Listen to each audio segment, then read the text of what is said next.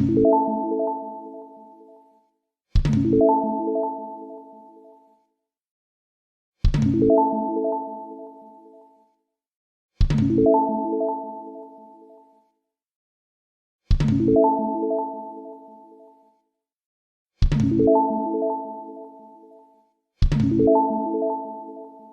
Friends, कैसे हैं आप लोग और कैसे चल रही है पढ़ाई। जी अच्छे से पढ़ते रहिएगा, घर में ही रहिएगा।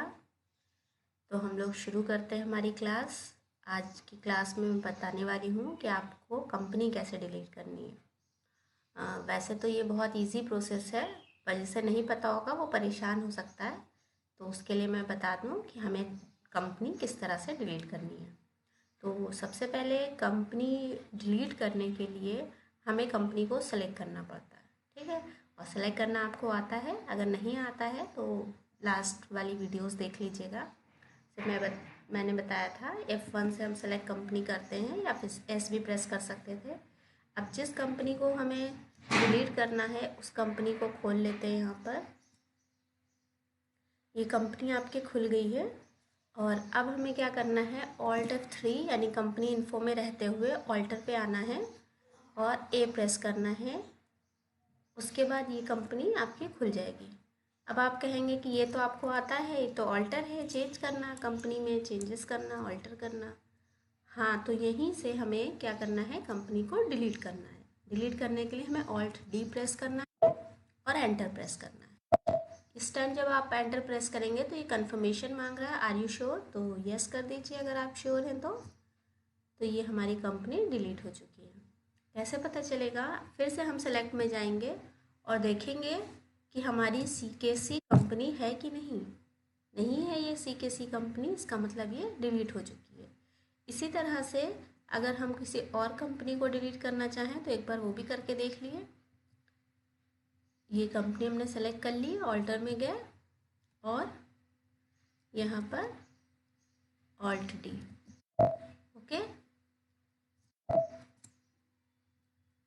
नेक्स्ट फिर से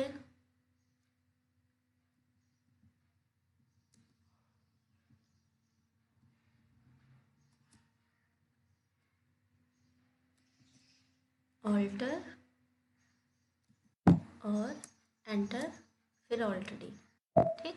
मैंने आपको यहाँ पे भी इस जगह भी Alt D प्रेस किया, लेकिन यहाँ से कंपनी डिलीट नहीं होगी। उसके लिए आपको एंटर करके इस जगह आना ही होगा, तभी कंपनी डिलीट होगी, ओके।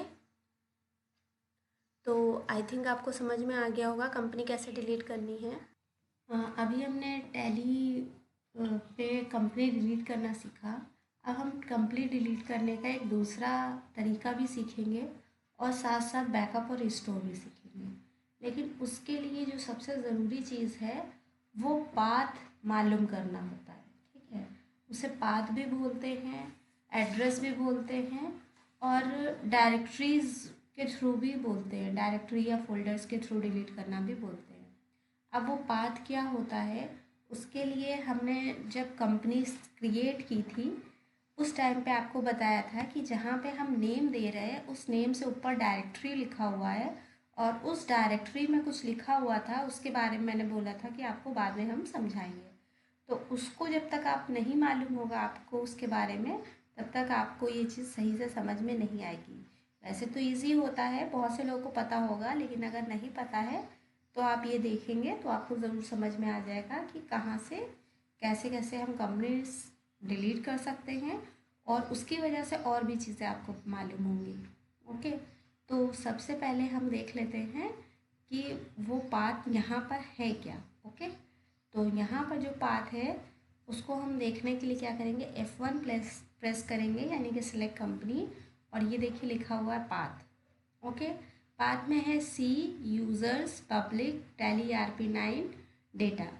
अब C जो है वो हमारी ड्राइव होती है, यूज़र उसके अंदर एक फ़ोल्डर है और यूज़र फोल्डर को खोलने पर उसके अंदर एक पब्लिक फ़ोल्डर दिखाई देता है और जब हम पब्लिक फ़ोल्डर को खोलते हैं तो उसके अंदर एक टैली RP9 फोल्डर दिखाई देता है और उसके अंदर हमें डेटा फोल्डर दिखाई देगा।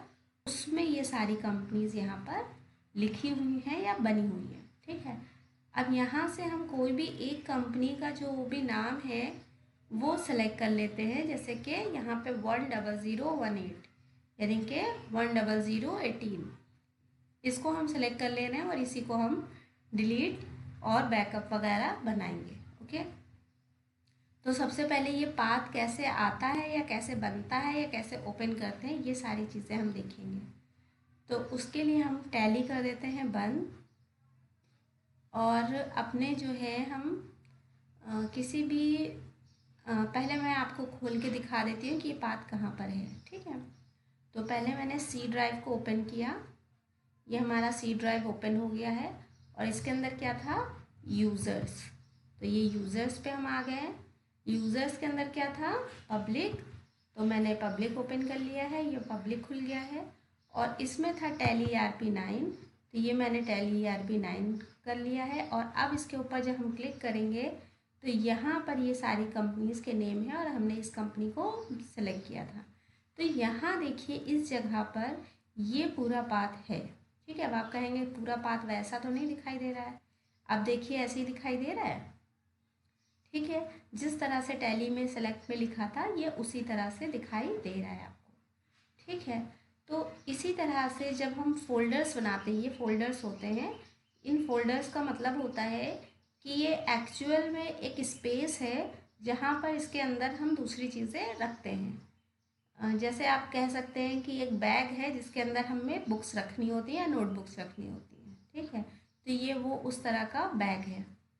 तो उस तरह के बैग में हमारी ये फाइल्स जो एक्चुअल में टैली पे वर्क करती हैं या खुलती हैं वो फाइल्स इसके अंदर हैं। तो अगर हम किसी पर्टिकुलर कंपनी को डिलीट करना चाहते हैं तो हम इस फोल्डर को डिलीट कर देंगे। ओके।